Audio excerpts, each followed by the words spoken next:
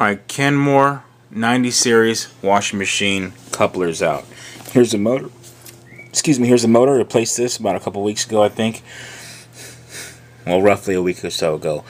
It was leaking everywhere, all over the floor here, rusting out everything for a while. It's been leaking for a minute. So that part right there is the washer motor.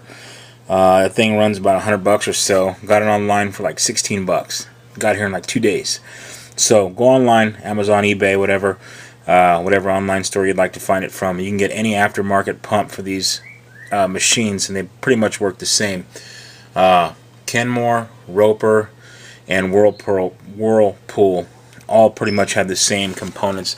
They're built the same exact way with the same tensioners and wheels and everything. Slight differences here and there, but most stuff will work. So anyway, I'm just going to show you real quick. I'm going to try to hold this camera in one hand and do the work with the other. It seems kind of weird, but anyway, you'll get the drift here, how easy it is. If I can do it with one hand, you can definitely do it with two. This is the pump. The pump is connected through an input shaft to the motor. And the motor back there, let's get some light here. And on this motor, the motor is connected from the very far back to a transmission. So what you have is this pump. I'll throw the green laser on it. And this pump is connected to the motor. And then in the motor, let's see, way back here somewhere, is the transmission in the back of the motor. In between the pump and the motor is nothing. It's just an input shaft. In between the motor and the transmission back here, you have a coupler and an input shaft. So I'm going to be showing you how to remove and replace the coupler, which is broken on this one. But first things first, if you have a leak all over the bottom of your washing machine area, it could be because of these hoses. Maybe these hoses here had rotted out. You can just replace these really easy, or the drain hose to the back. Really easy fix. Just pull the cover off and you can take a look at it and see what's going on. Usually it's these hoses or the main pump. So I'm going to show you right now how to remove this main pump. Pretty easy stuff. I'll try to stay out of my light here.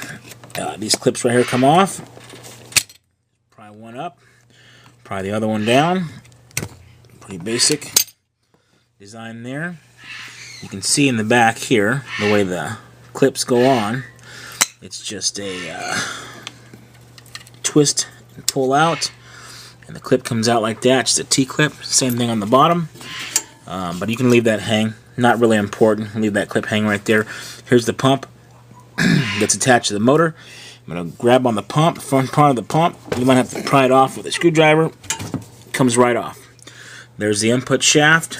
It's a little rusty right here. Very rusty, and beat up because it was leaking right behind the motor. Excuse me, the pump, the water pump. So water pump comes out like this. Take off these two hose clamps, slide on your new water pump, put it back in, put those two clips on, ready to go. Just make sure the power is off first, because these 220s hold a lot of juice and they'll shock the heck out of you. Pump takes about 10 minutes to install. The couplers, which I'm going to do next, same thing, about 10 minutes to install. So I'll show you that here in a minute.